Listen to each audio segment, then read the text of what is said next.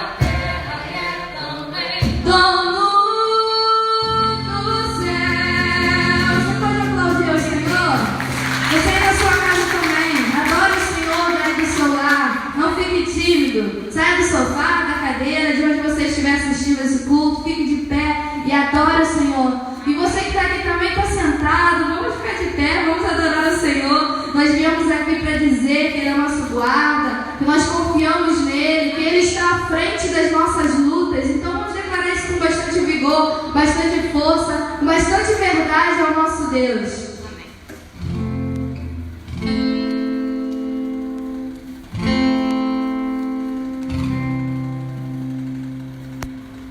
Tens liberdade aqui, Espírito de Deus, Espírito de Deus. Tens liberdade aqui, Espírito Santo, Espírito Santo. Declara isso. Tens liberdade aqui, Espírito de Deus, Espírito de Deus. Tens liberdade aqui, Espírito Santo, Espírito Santo.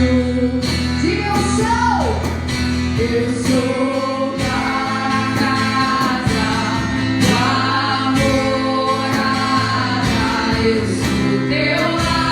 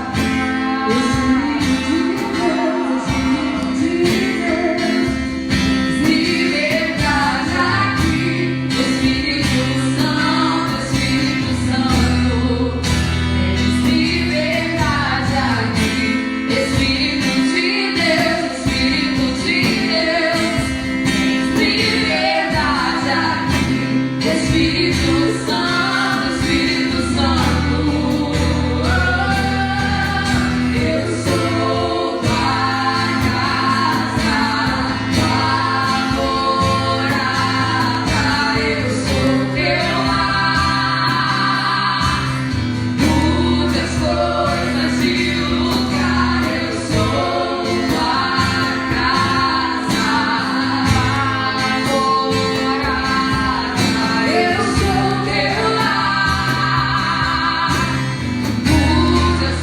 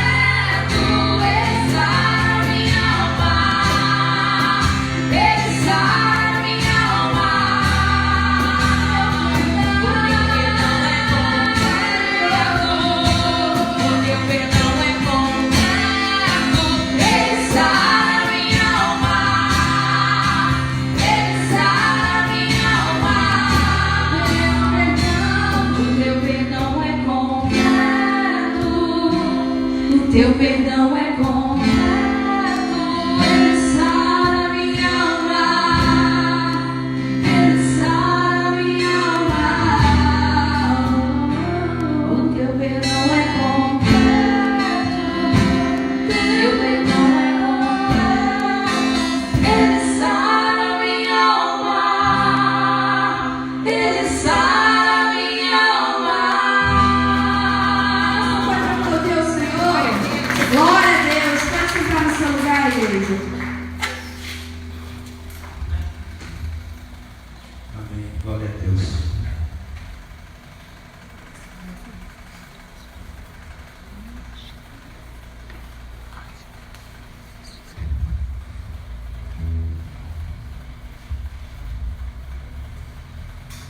Graça e paz, irmãos, amém? Amém.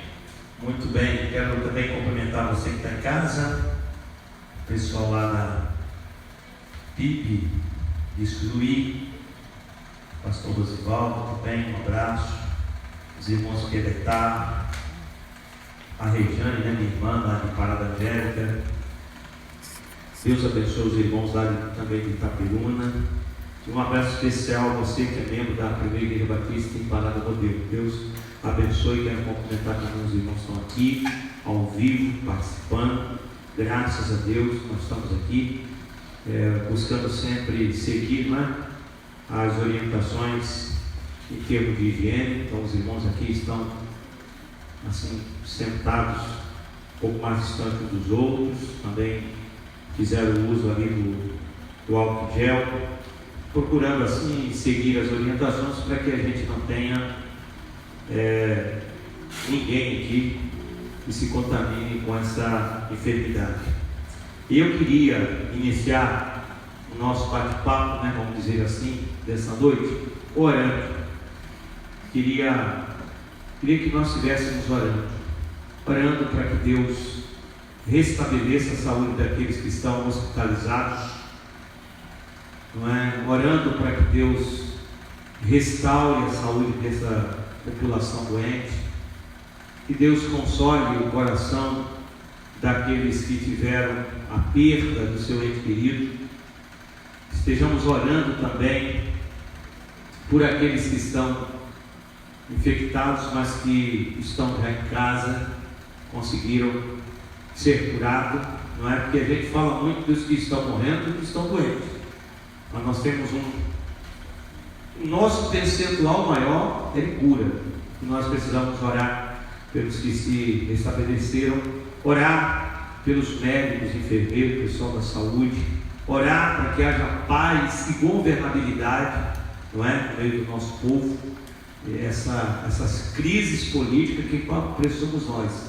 Você sabia disso? O povo entre briga e discussão, e o pobre, nós é que sempre pagamos o pato, né? Vamos orar para que haja paz entre os governantes e que mais uma vez a gente consiga sair desse momento tão complicado, tão difícil, desse momento em que nós estamos de quarentena. Eu tenho dito, e eu espero que eu esteja completamente errado, mas eu tenho dito que pelo andar da carruagem a vida só vai retornar lá para o mês de agosto, lá no finalzinho de agosto. Quando eu falo isso, os irmãos ficam tudo, pelo amor de Deus, né? Mas é a ideia que eu tenho, pelo que eu tenho acompanhado, pelo que eu tenho visto. Então, assim, eu acho que a nossa vida só vai ser retomada aos poucos, a partir da última semana de agosto para a primeira semana de setembro.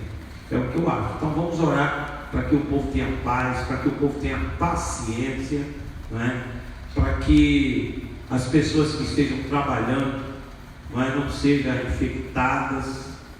Eu creio que não vai, enfim, nós temos que orar. E eu queria convidar você que está aí a orar conosco. Quero convidar aqui o Marco, pega aqui o microfone, faça essa oração em nome de Jesus.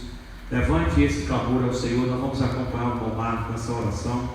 Vamos interceder ao nosso Deus para que Ele restaure a nossa sorte, para que Ele traga de volta o nosso sossego, para que sejamos curados e para que o nosso povo logo volte ao normal, né? Nossa igreja, os irmãos e a todos nós. Ore também para que haja paz no meio do povo de Deus. Você que é irmão, você que é crente, tranquilo, tenha paz, nada vai acontecer. Deus é guarda fiel do seu povo. Então vamos orar. Feche seus olhos, você que está aqui, você que está em casa, nos acompanhe também nesta oração. Oramos. Senhor nosso Deus, nosso Pai que está nos céus, nós te agradecemos, porque o Senhor, em meio a essa crise, em meio a essa pandemia, o Senhor tem sustentado o seu povo. Amém. Muito obrigado, Senhor, pela tua graça que tem inundado os nossos lares. Muito obrigado, Senhor, porque mesmo diante de tudo que está acontecendo, o teu Evangelho tem sido propagado a todas as nações. E muitas pessoas têm se rendido aos seus pés, reconhecendo a tua soberania. Sabemos, Senhor, que tudo tem um propósito, que tudo tem um plano. E nós estamos aqui, Senhor, para te entregar as nossas vidas nas tuas mãos. Senhor, que o Senhor cumpra aquilo que o Senhor determinou para essa nação. Mas desde já, Senhor, venho te pedir a tua proteção, que a tua paz inunde os nossos corações, que nos dê tranquilidade. Senhor, que o Senhor assim nos tome de uma forma muito especial. Sara esta nação, Senhor. Senhor, esteja com aquelas pessoas que agora estão nos leitos dos hospitais, muitos nos respiradores, muitos, Senhor, estão esperando ainda por uma cura, não só do Covid, Senhor, mas de todas as outras coisas, como câncer, Senhor, como a AIDS, como tantas outras doenças, que o Senhor possa, assim, de uma forma muito especial, tratar com essas pessoas. E se assim for a tua vontade, está trazendo cura para todas elas. Abençoe, Senhor, o nosso município, abençoe o nosso país, abençoe o mundo de uma forma geral, que nós possamos vencer juntos essa pandemia. Senhor, orienta os nossos governantes, coloca no coração deles a paz que excede todo entendimento, para que o povo não pague pelas suas atitudes. Senhor, que o Senhor que o Senhor tenha o domínio de tudo, e que o Senhor se nos ajude a ultrapassar e a superar essa pandemia com louvor, porque eu creio que quando tudo isso passar, a sua glória será manifesta de uma forma sobrenatural. Eu te entrego tudo nas tuas mãos, em nome de Jesus, amém. Amém, Jesus, amém. Muito bem, hoje eu queria tratar de um assunto, e antes de entrar propriamente nesse assunto, o texto básico é 2 Coríntios, capítulo 1, verso 58, você pode abrir sua Bíblia, você que está em casa também, corre lá, abre sua Bíblia, 1 Coríntios, capítulo 15, o verso de número 58, muito conhecido, nós conhecemos, e eu, quando você está abrindo a sua Bíblia, eu queria deixar uma pergunta para a sua reflexão. Quantos de nós já ouvimos falar sobre erros que geralmente as igrejas evangélicas andam cometendo? É muito natural, né? Não só nesse momento que a gente está vivendo de quarentena, mas nos dias naturais. É muito natural você no salão, você na lanchonete, no supermercado, numa fila de banco, você ouvir alguém falar de algum erro praticado pelas igrejas evangélicas. Isso tem acontecido vez por outra. Agora, nesse momento de pandemia, eu acredito até que com uma certa frequência maior. Então eu queria hoje estudar com você sobre 3 erros que a igreja não pode cometer, para que a gente, nós que somos crentes em Cristo Jesus, somos membros de uma igreja evangélica, fiquemos então atentos, para que a gente não caia nesses erros que vou aqui denunciar, que entendo eu ter sido erros cometidos pela igreja de Corinto. Então eu queria ler o texto para você, 1 Coríntios, capítulo 15, verso 58, diz o seguinte: portanto, meus amados irmãos, mantenham-se firmes e que nada vos abale. Em outras traduções, firmes e constantes, sejam sempre dedicados à obra do Senhor. Em outras traduções, sejam abundantes na obra do Senhor, pois vocês sabem que no Senhor o trabalho de vocês não será inútil. Em outra tradução diz assim: portanto, meus amados irmãos, sejam firmes e constantes, sempre abundantes na obra do Senhor, sabendo que o trabalho de vocês não é vão no Senhor. Essa frase que eu acabei de ler é uma frase de uma das cartas que o apóstolo Paulo escreveu à igreja de Corinto. Paulo escreveu 2 cartas à igreja de Corinto. Essa aqui é a primeira carta, e o que eu acabei de ler é uma frase da primeira carta que Paulo escreveu aos Coríntios, aos crentes de Corinto. E Paulo, principalmente principalmente aqui na igreja de Corinto, as duas cartas de Paulo foram assim cartas exortativas. Então Paulo percebeu que a igreja de Corinto estava cometendo alguns erros e entendeu de escrever uma carta, na verdade ele escreveu duas, advertindo esta igreja do erro em que ela estava cometendo. Então, ele escreveu a primeira carta, uma carta completamente exortativa, uma carta denunciando os erros que a igreja estava cometendo, e depois ele escreveu a segunda carta, que na verdade vai ser o complemento da primeira, advertindo a igreja pelos erros em que a igreja estava cometendo. Antes de focar nesses erros, que são muitos, nesta noite eu vou falar apenas de 3. Antes de denunciar esses erros, eu queria em primeiro lugar dizer para você como era a igreja de Corinto naquela época. Não se trata de uma igreja em que as pessoas vejam nelas uma igreja errada. Muito pelo contrário. A igreja de Corinto era uma igreja grande, com muitos membros.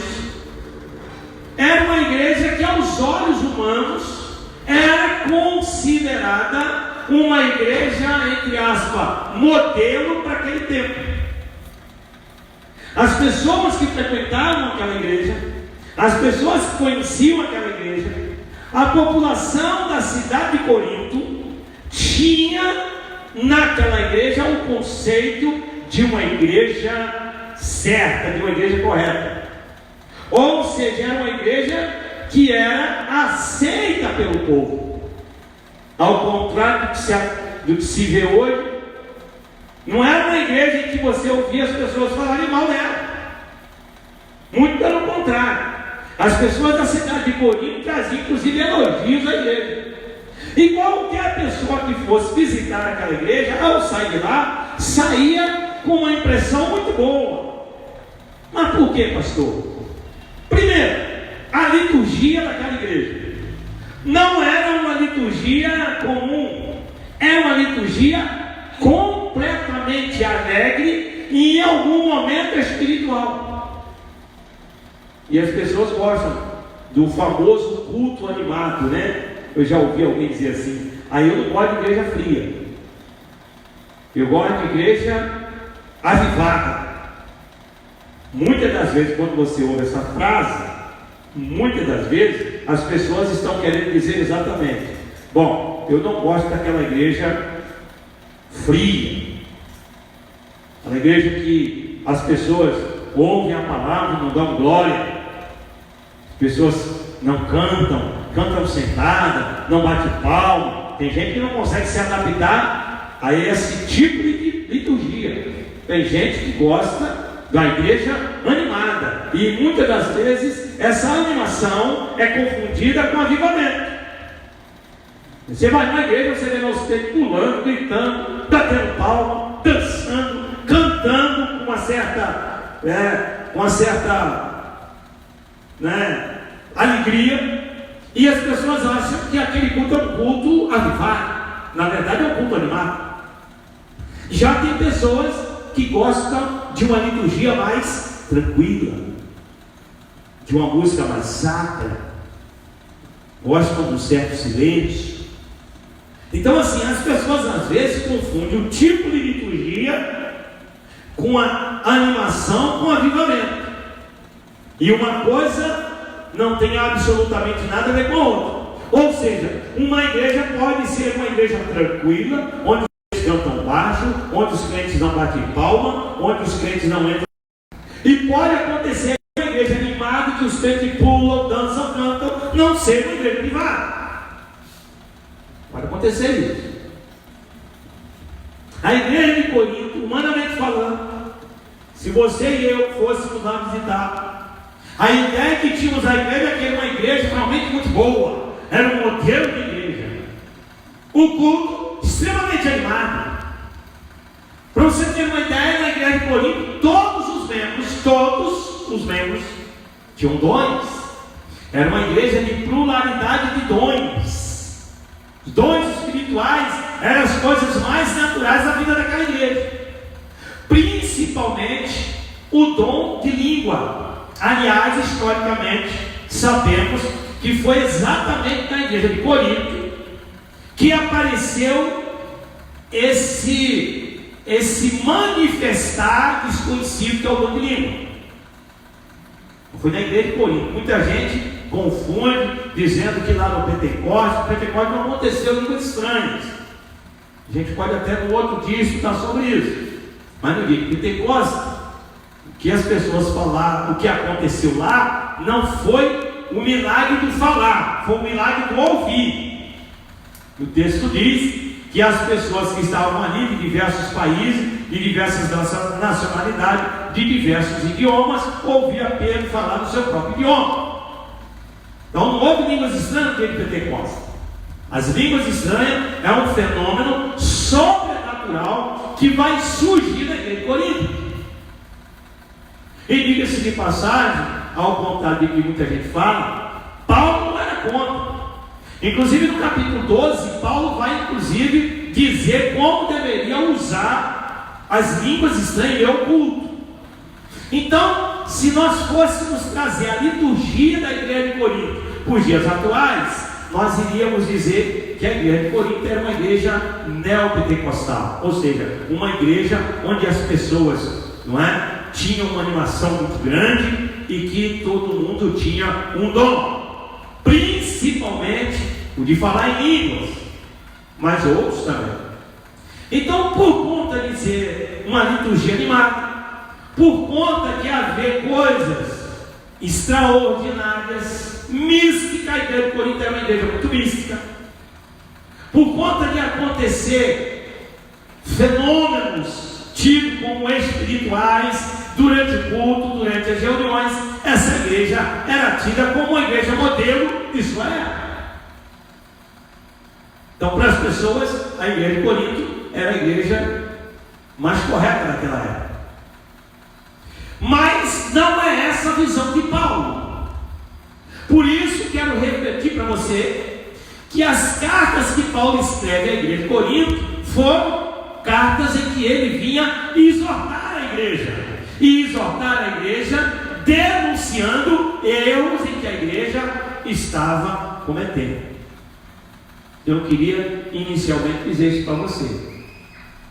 Se por um lado a população, a membresia da igreja, as pessoas tinham a igreja de Corinto como modelo de igreja, o apóstolo Paulo, a igreja de Corinto está cometendo muitos erros e alguns deles gravíssimos. Por isso Paulo escreve essa carta e volta a dizer, essa é uma das cartas de Paulo que ele exorta a igreja, ele repreende a igreja, porque Paulo percebe na vida daquela igreja, no cotidiano daquela igreja, que aquela igreja estava cometendo muitos erros, alguns deles gravíssimos. Eu quero falar de 3, mas antes de falar de 3 eu vou dar exemplo de um. Por exemplo, a ceia do Senhor. O apóstolo Paulo vai assim severamente reprimir a igreja pela forma errada como eles estavam celebrando a ceia. Capítulo 1 de Corinto vai dizer isso. Paulo vai dizer, o que vocês estão fazendo não é ceia do Senhor, vocês estão fazendo uma festa.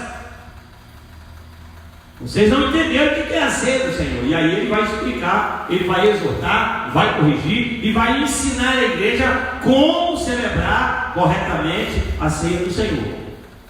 Então Paulo descobre no dia a dia da igreja, na vida da igreja, que ao contrário do que as pessoas que eram membros da igreja sentiam, e ao contrário do que as pessoas de fora falavam, Paulo descobre naquela igreja muitos erros teológicos, erros terríveis.